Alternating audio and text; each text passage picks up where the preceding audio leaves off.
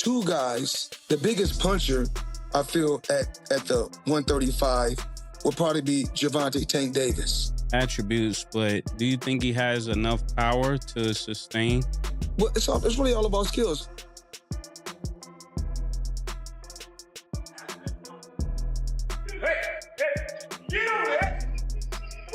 Tank can do the same thing the mentor did. That's what the mentors to teach you how to do this thing the smart way. Boxing icon Floyd Mayweather was reportedly caught off guard after seeing Gervonta tank.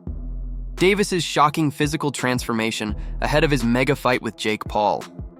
Once known for his compact build and explosive knockout power, Tank now looks noticeably bigger, stronger, and more imposing than ever before, a change that's got the entire boxing world talking. Mayweather, who guided Davis early in his career, admitted he was surprised by the new look, suggesting that the added muscle could either give Tank a major edge in the ring or potentially slow down the lightning speed that made him dangerous in the first place. Risky move that affects his speed and stamina. Hey, can you see who it is? Hey, who is the dude? Who is the dude? And that right there is why Gervonta Davis fights don't go the distance. Gervonta Tank Davis is set to face Jake Paul in a high-profile exhibition clash on November 14th in Miami. What's catching everyone's attention isn't just the matchup itself, but the massive size gap between the two. Tank, a proven force in the lighter divisions, will be stepping up against Jake, who usually walks around at nearly 190 to 195 pounds, with a clear edge in both height and reach. It's a true test of power versus precision, and fans are eager to see how the smaller man handles the physical challenge. He always training for something like this. Obviously, smaller guy. How is this in the training aspect, Jake? Yeah, there's a lot of punching down, practicing, hitting below my knees, and a lot of speed. He warming up. We're now. sparring. That's what we need. We're sparring. Warm up. Some I know 8-year-olds. one thing. I got If the I find 8-year-olds out in there. anything, If I find out anything, I'm gonna beat your ass and I'm gonna beat Jaden on Love it. On my mama, I'm gonna beat both of y'all ass. On my mama. And he laughing. You know, he laughing. What are you talking about? What does he have to do with this? Let anything, you know what I'm talking about. Let anything. Nah, I don't have to say it right now. Don't worry about it. I don't gotta say it up here. Let anything happen. And I'm gonna show you and him. Bet. Despite all the flashy promotion and entertainment hype surrounding the event, insiders say Gervonta Tank Davis is locked in like never before. Those who've been around his training camp describe a fighter who's laser-focused, serious, and completely dialed in. Analysts have even pointed out his body language at press events: calm, alert, and hungry. For Tank, this isn't just another payday. It's pride and opportunity rolled into one. Beating Jake Paul could catapult him into a whole new level of fame and show the world that elite boxing skill still rules over celebrity noise. Some believe Davis sees this as the perfect chance to reach audiences far beyond the sport's usual crowd. And while critics call the event a sideshow, Tank's training tells a different story. One of a man determined to take control of the spotlight, not get lost in it. Press conference, and you can tell, you can just look at him and tell, like, no, this dude he's gonna get this money for sure, because there's so much money out there to be had. But Jake Paul better be not playing around, man. Not get cute, not play any games, don't hit him in the back of the head, don't rabbit punch him, don't do any of that stuff, man, because Mike Tyson, first of all, a lot of people think Mike Tyson was pulling punches on Jake Paul, and a lot of people think that Anderson Silva was pulling punches on him too. You're not gonna have a little Gervonta out there pulling punches on you, man, if you're out there playing games. So, I don't like the fight at all. However, as far as it being an entertaining situation, I almost guarantee you that fight itself is going to be entertaining. That it's going to be something that you look at and you're going to say, man, everybody's going to watch it. Everybody's going to want to know what happens in it. But at the same time, it's kind of like what people think, when you see a car crash, like you're driving down the road and all of a sudden the traffic gets heavy and you're like, man, I'm going to be in traffic for a long time. And then you drive forward a a little bit, and then you see, oh man, this is some accident on the other side of the road, and everybody just slowing down to watch. That's the type of entertainment that you can expect from this fight between Gervonta Davis and Jake Paul. There's going to be a lot of people watching it, but I gotta say, man, you really can't blame the guy on what he's doing. And there's a lot of criticism flying on Gervonta Davis. It's not Gervonta Davis's fault that boxing took this turn. This turn of these exhibition fights and people not caring about the belts and all of that stuff came with Floyd Mayweather Jr., man. Floyd Mayweather has always made one thing clear. Gervonta Tank Davis is not just a knockout machine. Behind that explosive power lies real boxing IQ. Mayweather has often praised Tank as one of the hardest punchers in the sport, but he's also quick to remind fans that power alone isn't enough. According to Floyd, true greatness comes from the mix: defense, timing, footwork, and composure under pressure. He said it before and stands by it. Tank isn't just one of the most dangerous fighters in the game. He's one of the best pound-for-pound talents of this generation. Do Inouye deserve to be in the pound for pound? Absolutely. Do Terrence Crawford deserve to be in the pound for pound?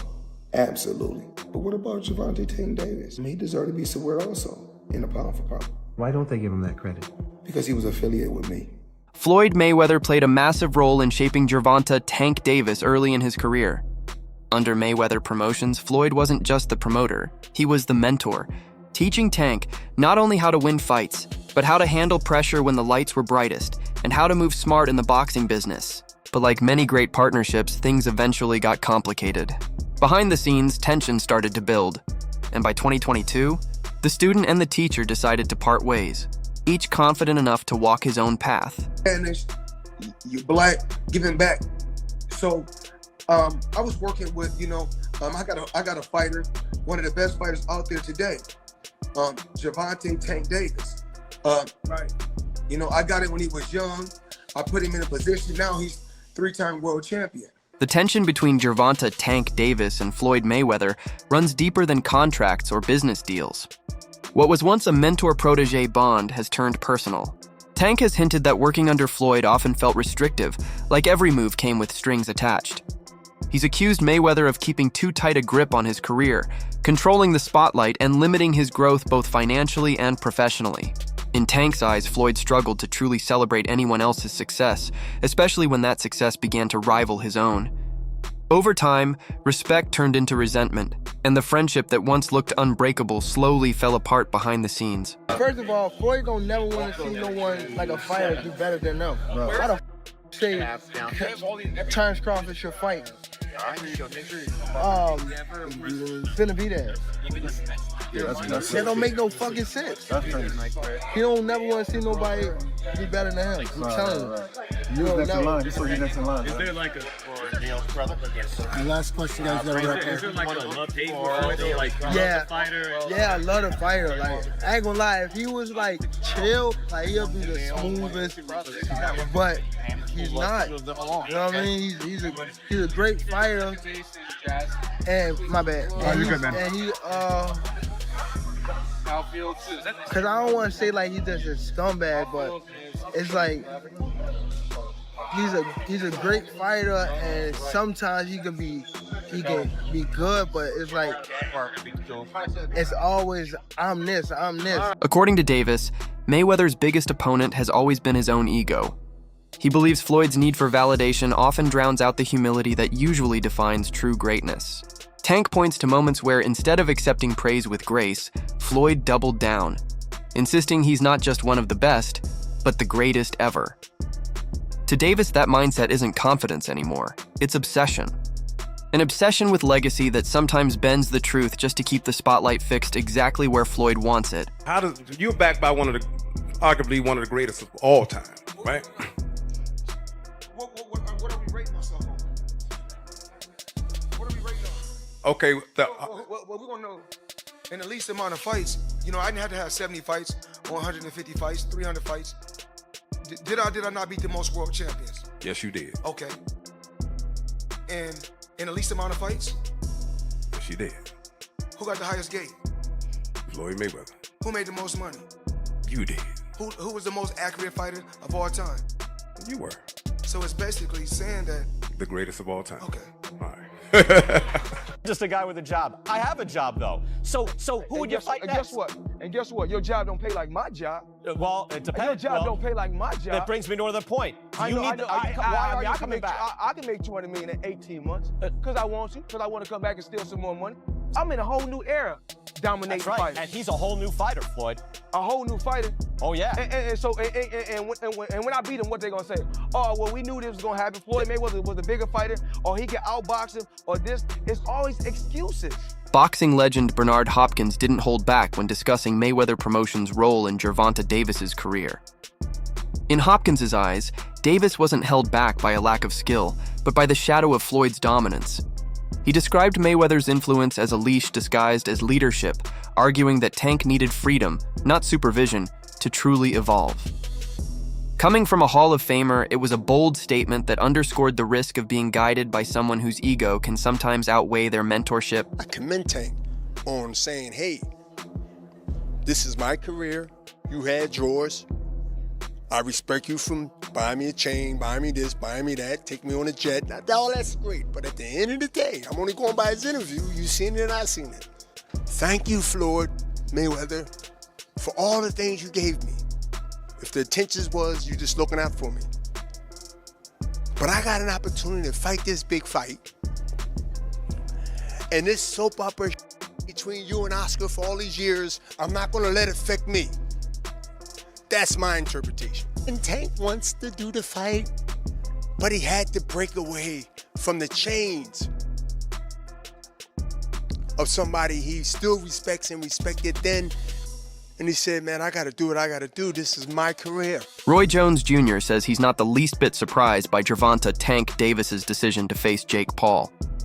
To him, it's a smart business play, one that mirrors the same kind of calculated risk Floyd Mayweather once mastered.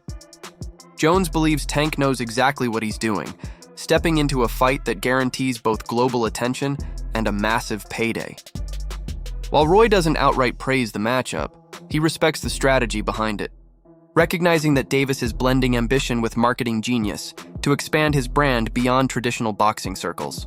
Tank can do the same thing the mentor did. That's what the mentor is for, to teach you how to do this thing the smart way and not get you hurt, not have to take no risks, not to take many chances. Everybody had their own mentors, their own pound for pounds, their own people they want to be like. If he want to be like that guy that y'all say is great and was one of the best ever, why can't he do it? If he make 50 to 100 million fight Jake Paul, they'll be cool with it because they cool with you making money. That's what the fan bases are on now.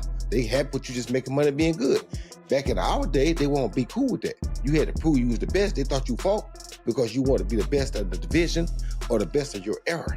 I wanted to be the best in my division. As a matter of fact, I want to be the best around my division. Not just in my division, even around my division, I want to be the best. Today's fighters, they have been taught that that's not the way to do it nowadays. Nowadays, go for the bag. So everybody is going for the bag. Trainer Greg Hackett didn't hold back when addressing the criticism surrounding Gervonta Davis. He voiced his frustration at what he sees as a growing trend. Fans and pundits judging fighters for every decision they make without understanding their personal realities. Hackett argued that if Davis chooses to face Jake Paul, that's his call, and it deserves respect. According to him, no one outside the gym or the ring truly knows what a fighter endures or what drives their choices. He believes fans should stop trying to control the narrative and instead recognize the dedication, sacrifice, and discipline required to stay at boxing's highest level.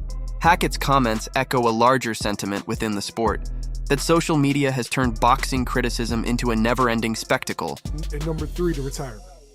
I mean, the backlash is just what people do nowadays. That's just, you give somebody a keyboard, you give them a phone, and they able to hide their face. Yeah, they gonna have to feel that. The backlash I get, I understand. What'd you say, number 2, not fight Shakur? Yeah, he's saying he'll never fight Shakur, that he ain't gonna do him no favors, that he ain't gonna help him make no money because Shakur broke or something like that. Something along those lines. Yeah, I don't get all that. That's, you know what I mean? That's against the game. Like, you know what I mean? You at least owe that fight for the game. You know what I mean? You owe the rematch to Lamont for the game. But you owe Shakur for the game just because of the two style matchups. You know what I mean? But if he feel like he don't gotta fight him, guess what? We can't sit here and just go crazy about it. But it is kind of crazy. It is kind of corny. You know what I'm saying? If he not gonna fight Shakur, and if he's standing on it like, I'm not ever gonna fight you, I'm not doing you no favors. And all right. But then again, you know what? I don't know what them guys got going on. I don't know what they've been through personally. You know what I'm saying? But would I love to see that fight? Hell yeah, I would love to see that fight. And then number 3, you said what? You said retirement. The retirement. Oh, boxing. Boxing. They're around. They're around. There's always gloves around. It's on you. It's on you. I'm chilling. You all right? Yeah, get with me. I know. How you feel? Dark skin boy. That's my man. The retirement is like he done a lot in his career, right? Not everything, but he done a lot. What people don't understand is this business is a lot. This whole experience is a lot.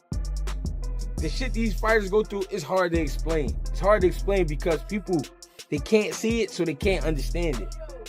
But it's stressful to the fighters because they coming from just getting ready to fight in the amateurs, being prepared, going out there, win, get it done, celebrate. All right, we back to the next camp.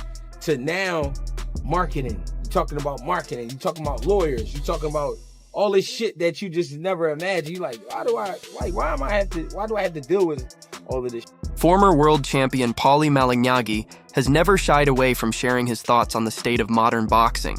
And his take on Gervonta Davis's upcoming exhibition against Jake Paul is no different. Malignaggi argues that matchups like this blur the line between sport and spectacle, diminishing the authenticity that defines real boxing. He believes knockouts lose their meaning when they happen between opponents of vastly different levels, misleading casual fans into thinking they're watching legitimate competition. Speaking with fellow analyst Chris Algieri, Malignaggi stressed that while these crossover fights may draw big audiences, they risk confusing viewers about what true professional boxing represents, a growing clash between entertainment and tradition that continues to divide the sport. Paulie, knockouts, dude. Knockouts. People like knockouts. They don't care if you're knocking out cab drivers. Look at Jake Paul's career. You can manufacture that though. You can manufacture that though. You can manufacture. You can't manufacture. To a degree, you can. To a degree. I mean, you can't. Yeah, Gervonta legitimately cannot get knockouts. I agree. He can punch, but there's a lot of limited knockout artists though, man. He's one of the least active punchers in the game with the highest knockout percentage of current heavyweight. But if he was a real knockout artist, current champion. If he was a real knockout artist, prop him up against the best of the best. Felix Trinidad was a knockout artist. He was knocking out the best of the best. If you're a real knockout artist, prop him up against the best and show us how he smokes them. But the way Paulie, we did when Felix Trinidad was doing it. You know, the way they did it when Mike Tyson was doing it in his prime. Okay, say what you want about the Mike Tyson era. He knocked out everyone from 1986 to 1989. Everyone got knocked out. Everyone.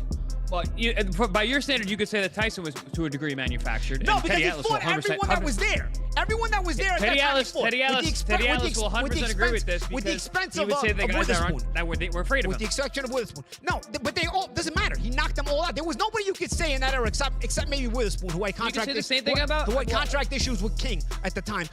Except for Witherspoon, there is nobody Tyson didn't fight in that era. He knocked them all out. You can't say like, oh, but if he would have fought that guy, I don't know. No, with Davis, there's guys right now that have been hanging around for years. Yo, dude, when you gonna fight them? The lightweight division was stacked with talent. Even at 130, it had a lot of talent when he was there. Didn't fight almost any of them. So it's not the same thing as the Tyson era. You want to say anything about Tyson era? Fine. It wasn't as high level or something. He still knocked out everyone. Boxing commentator Showbiz the Adult offered a more optimistic perspective on the upcoming exhibition between Gervonta Tank Davis and Jake Paul. Though he was initially skeptical about Davis's size disadvantage, his outlook changed after watching Tank's demeanor during the press conference. Showbiz pointed out that Davis carried himself with the calm confidence of a seasoned professional who fully understands the magnitude of the moment. He noted Tank's focus, composure, and quiet intensity, signs of a fighter who's not intimidated by the spectacle.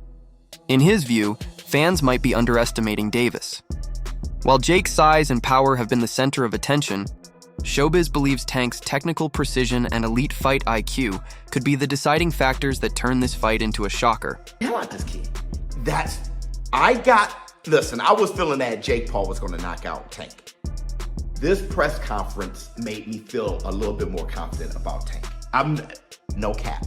I know Tank wasn't saying much, fumbling over his words, seems bashful, but I'm looking, right? And I'm just like, bro, he doesn't feel that Jake Paul is an issue.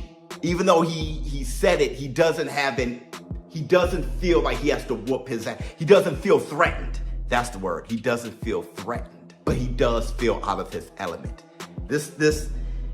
I'm gonna be honest, man. It sounds like, I know everybody's looking at this press conference and it's like, number one, I know what y'all saying. It's a clown show. It's not real. Tank was paid off. It's fake. Cause Tank, when he was talking about Jake and JB, even I was like, what is he talking about? He laughing. What are you talking about?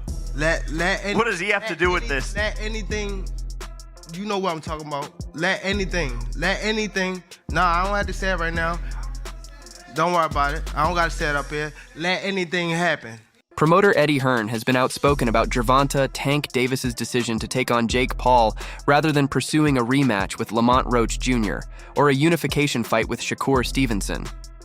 According to Hearn, Davis opted for the more lucrative and less dangerous route, estimating a massive $30–40 million payout for the Paul exhibition, far greater than the purse he'd earn in a competitive 50-50 rematch against Roach. Hearn argued that if Davis truly wanted to prove himself, the Stevenson fight would have been the real test, challenging both his skill and composure. In Hearn's view, Stevenson's precision, patience, and elite boxing IQ would give him the edge in such a matchup, making him the clear favorite. If you were Tank's promoter, what would the next step be for Tank? I heard they were going to fight Jake Paul.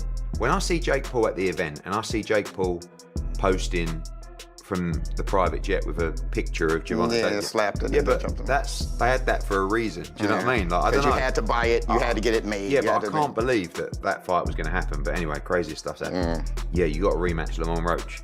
You got to. It'll probably get ordered. That's the reality by the New York State Athletic Commission. But listen, they may have got lucky because the only fight for Tank outside of after Lamont Roach was Shakur Stevenson. Facts. Right? Now they've got another opponent that will do well at the gate because of the controversy. Yep. And it ain't Shakur Stevenson. I keep telling people Shakur Stevenson beats Tank. You cannot say that Shakur Stevenson would not have beaten Tank last Saturday. Yeah. I'm telling you, he would have. Former world champion Timothy Bradley voiced strong confidence in Gervonta Tank Davis, calling the upcoming bout with Jake Paul nothing more than an easy money opportunity. Bradley emphasized that Davis's vast experience, refined skill set, and high-level ring IQ far outweigh Jake's limited professional background. In his view, Davis's speed, defense, and timing will quickly expose Paul's flaws once the first punches start landing.